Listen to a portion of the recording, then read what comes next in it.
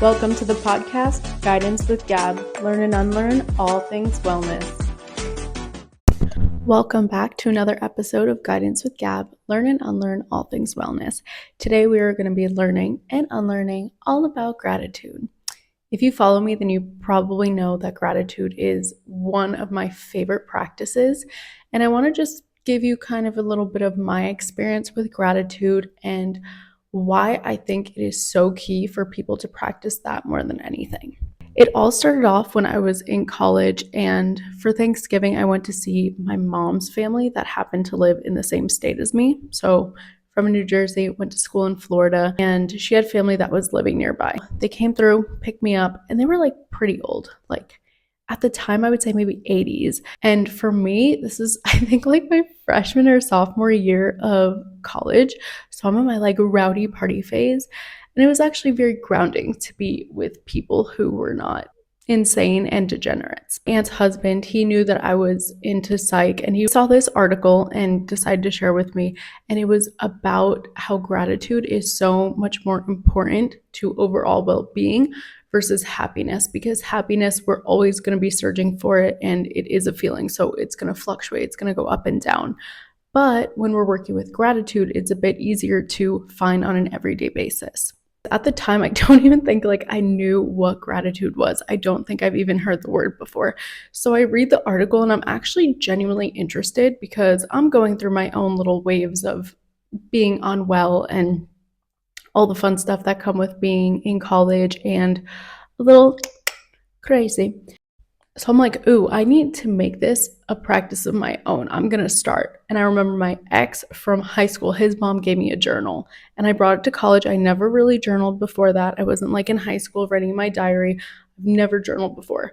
So I was like, okay, this is a perfect opportunity for me to implement this practice. I can just write down a few things and see what happens. Fast forward now, how many years? That's like scary. I don't know how many years it's been, but a very long time. And I could hands down say this has been the most impactful and life-changing practice of all time. So one of the reasons why I love gratitude practices so much is because it is easy, accessible, and free. This isn't a class you have to go to. It's not a book you need to read. It doesn't consume a lot of your day, and everyone can do it. Something like meditating for 15 minutes, it takes a little bit of effort to get there, especially if you're not open to that world. And gratitude is just so easy to tap into. Once you get going as well, it's so easy to find things that you're grateful for. So there's a few different gratitude practices that I could go through, but one of my favorites is writing it down. Just write down 5 things every single day that you're grateful for. I feel as though if you do it in the morning, you kind of start your day with that like good energy. You're thinking of all the things you're grateful for. You're really like feeling it. And I also think it's beneficial to do it at night, because then you have a moment to reflect on your day. You get to re-experience certain things that have happened. And then you get to go to bed with that cozy feeling of like, ooh, maybe I overreacted here, but I'm so grateful now. And I just feel so warm and fuzzy inside because there's things that I am so thankful for. And it's also a practice you could do midday, a quick little midday check-in and say, what am I grateful for today? And then you have a list from just the morning or just like bigger things that have been going on. I feel like it's just so easy to obtain. So many practices feel maybe more confined to a certain time of day. You got to wake up and do X, Y, and Z, and then nighttime, this is your nighttime ritual. But gratitude can be done literally at any time. You could pause this video right now and think of things that you're grateful for. I personally prefer to write it down because then I'm more influenced and inspired to journal.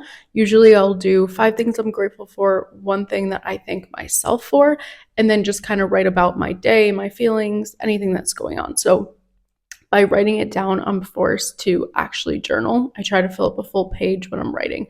So it does kind of force you to be good in other areas as well. I also enjoy writing it down for this number 1 reason, which is data collection.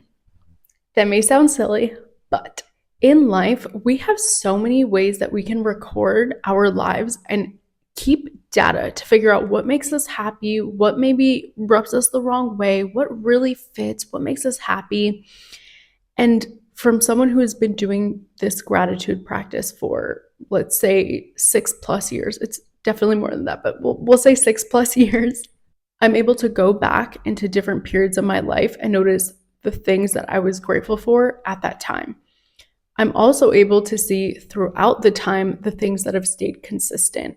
So I can see that a little fun bev, shout out to my tea right now. I wouldn't consider tea the fun bev. I would say like an iced coffee or matcha, but it's getting off topic. Those make me so happy. And it's really the small things that I've found in my gratitude journals that I can do every day. I don't need to do crazy, expensive, fancy things to be grateful. When I notice that over the past 6 years, I just keep writing about iced coffees. Like, I'm obsessed. I love it. Or I'll be writing about my mushroom coffee, or I'll be writing about, oh, the sun came out today. I'm so happy. Like, noticing those things is so important to notice what is going to make you happy in the future. I think it's just really cool to be able to keep data on your life and notice how things change. Notice who was in your life at certain times. I remember reading back in a journal saying, like, oh, when my ex brought me coffee, I'm like, oh, we're going to skip past that one. But still, it does remind you that there is a lot to be grateful for, even through the rough times, even through times that you're looking back like, oh, that was shit. There was still so much to be grateful for. I highly encourage writing it out because it snowballs into you maybe wanting to journal a bit more. It gets you out of your head and onto the paper, and it is so cool to just collect this data on life. But there still are other practices that you can do as well. What I did for one of my challenges for the 12-month little thingy that I did was take a picture every single day of one thing that I was thankful for. And this, in a weird way, which I just noticed, is very similar to data collecting. You are taking a picture, you have it on your phone. You're not deleting it, you're just taking a picture of something that you're grateful for. And then if you go back to whatever time period that you did this challenge, you can see what you were grateful for. And I think that's really cool. I just noticed that it's also the data collecting.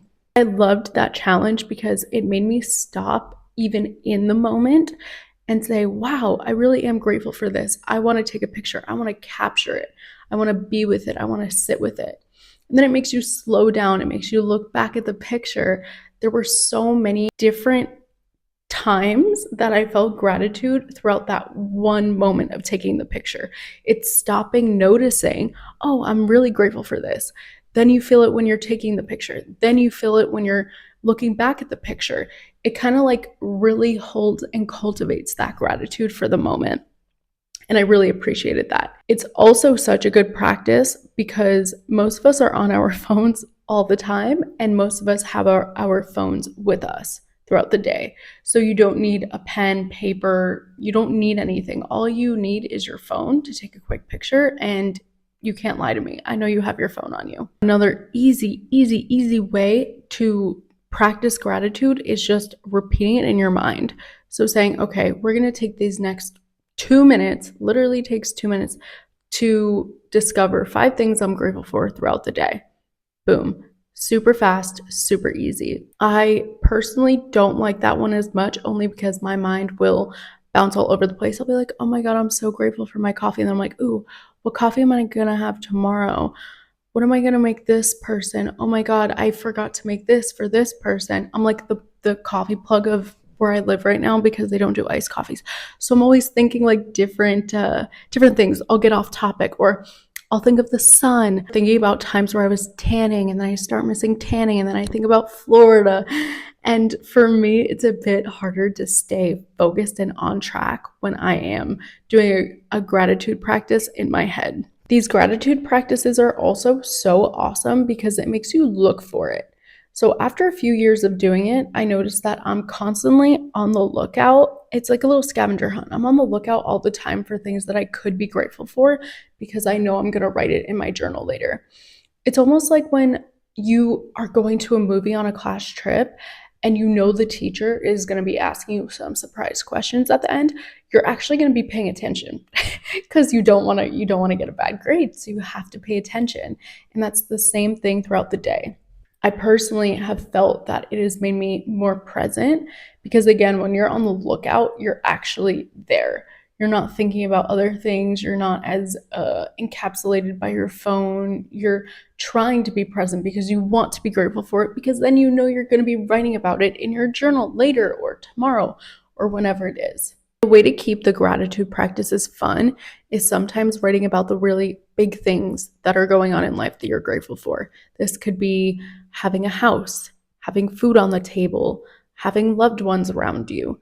Those are kind of the big things that we could be grateful for. And then you can play around with finding the really small things that you're grateful for, like the smile you shared with the cashier, that one text message that your friend sent you, or how yummy the food came out tonight that you made and you're so excited because everyone loved it. Like, these are more of the smaller things that are a bit more detailed that will help you really go searching for what you're grateful for. Sometimes when people start this practice, it might feel a little bit uncomfortable or a bit forced. I am 100% the person at a dinner table that is going to say, so what are we all grateful for? And you either love that person or you hate that person, but sorry, that's me.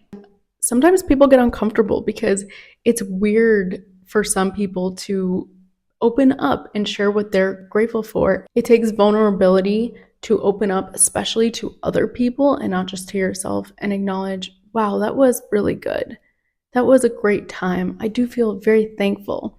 So overall, I just want all of you to maybe take away this practice and instill it on an everyday basis, even if it's just for a week. Maybe even just open up your notes app on your phone and write 2 or 3 things down for 1 week that you are grateful for, and just notice how it changes your life. And I would love to hear if it does change, if you feel any different, if you've noticed any changes within yourself or in your environment, because that would make me so happy. And this is always the number one practice that I recommend people to do if they are struggling in one way or another.